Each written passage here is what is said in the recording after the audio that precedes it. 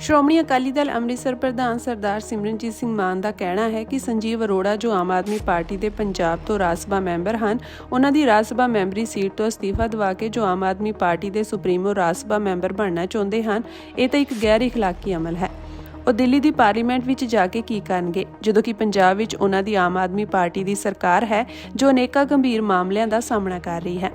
ਉਹਨਾਂ ਕਿਹਾ ਕਿ ਇੱਥੇ ਬੇਰੁਜ਼ਗਾਰੀ ਵੱਡੇ ਪੱਧਰ ਤੇ ਫੈਲੀ ਹੋਈ ਹੈ। ਇੱਥੋਂ ਦੇ ਨਿਵਾਸੀਆਂ ਨੂੰ ਸਹੀ ਰੂਪ ਵਿੱਚ ਮੈਡੀਕਲ ਸਹੂਲਤਾਂ ਵੀ ਨਹੀਂ ਮਿਲ ਰਹੀਆਂ।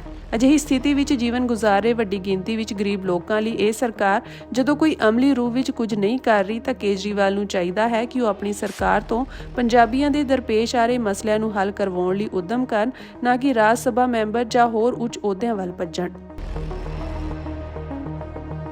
ਸ਼੍ਰੋਮਣੀ ਅਕਾਲੀ ਦਲ ਅੰਮ੍ਰਿਤਸਰ ਪ੍ਰਧਾਨ ਸਰਦਾਰ ਸਿਮਰਨਜੀਤ ਸਿੰਘ ਮਾਨ ਦਾ ਕਹਿਣਾ ਹੈ ਕਿ ਸੰਜੀਵ ਅਰੋੜਾ ਜੋ ਆਮ ਆਦਮੀ ਪਾਰਟੀ ਦੇ ਪੰਜਾਬ ਤੋਂ ਰਾਜ ਸਭਾ ਮੈਂਬਰ ਹਨ, ਉਹਨਾਂ ਦੀ ਰਾਜ ਸਭਾ ਮੈਂਬਰੀ ਸੀਟ ਤੋਂ ਅਸਤੀਫਾ ਦਿਵਾ ਕੇ ਜੋ ਆਮ ਆਦਮੀ ਪਾਰਟੀ ਦੇ ਸੁਪਰੀਮੋ ਰਾਜ ਸਭਾ ਮੈਂਬਰ ਬਣਨਾ ਚਾਹੁੰਦੇ ਹਨ, ਇਹ ਤਾਂ ਇੱਕ ਗੈਰ ਇਖਲਾਕੀ ਅਮਲ ਹੈ।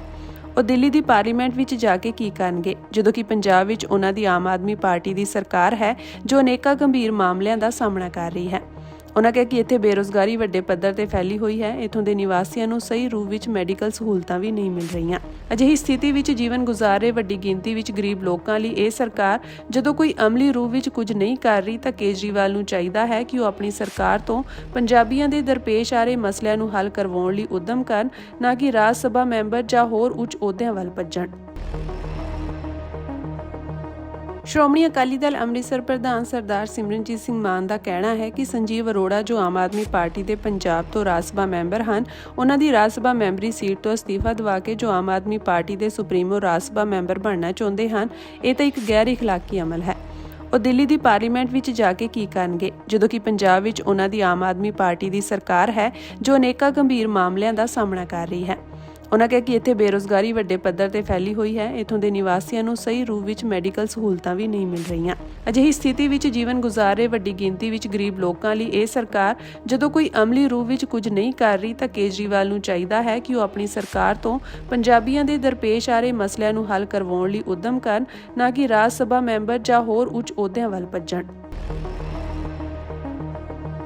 ਸ਼੍ਰੋਮਣੀ ਅਕਾਲੀ ਦਲ ਅੰਮ੍ਰਿਤਸਰ ਪ੍ਰਧਾਨ ਸਰਦਾਰ ਸਿਮਰਨਜੀਤ ਸਿੰਘ ਮਾਨ ਦਾ ਕਹਿਣਾ ਹੈ ਕਿ ਸੰਜੀਵ ਅਰੋੜਾ ਜੋ ਆਮ ਆਦਮੀ ਪਾਰਟੀ ਦੇ ਪੰਜਾਬ ਤੋਂ ਰਾਜ ਸਭਾ ਮੈਂਬਰ ਹਨ, ਉਹਨਾਂ ਦੀ ਰਾਜ ਸਭਾ ਮੈਂਬਰੀ ਸੀਟ ਤੋਂ ਅਸਤੀਫਾ ਦਿਵਾ ਕੇ ਜੋ ਆਮ ਆਦਮੀ ਪਾਰਟੀ ਦੇ ਸੁਪਰੀਮੋ ਰਾਜ ਸਭਾ ਮੈਂਬਰ ਬਣਨਾ ਚਾਹੁੰਦੇ ਹਨ, ਇਹ ਤਾਂ ਇੱਕ ਗੈਰ ਇਖਲਾਕੀ ਅਮਲ ਹੈ। ਉਹ ਦਿੱਲੀ ਦੀ ਪਾਰਲੀਮੈਂਟ ਵਿੱਚ ਜਾ ਕੇ ਕੀ ਕਰਨਗੇ, ਜਦੋਂ ਕਿ ਪੰਜਾਬ ਵਿੱਚ ਉਹਨਾਂ ਦੀ ਆਮ ਆਦਮੀ ਪਾਰਟੀ ਦੀ ਸਰਕਾਰ ਹੈ ਜੋ ਅਨੇਕਾਂ ਗੰਭੀਰ ਮਾਮਲਿਆਂ ਦਾ ਸਾਹਮਣਾ ਕਰ ਰਹੀ ਹੈ। ਉਹਨਾਂ ਕਿਹਾ ਕਿ ਇੱਥੇ ਬੇਰੁਜ਼ਗਾਰੀ ਵੱਡੇ ਪੱਧਰ ਤੇ ਫੈਲੀ ਹੋਈ ਹੈ। ਇੱਥੋਂ ਦੇ ਨਿਵਾਸੀਆਂ ਨੂੰ ਸਹੀ ਰੂਪ ਵਿੱਚ ਮੈਡੀਕਲ ਸਹੂਲਤਾਂ ਵੀ ਨਹੀਂ ਮਿਲ ਰਹੀਆਂ।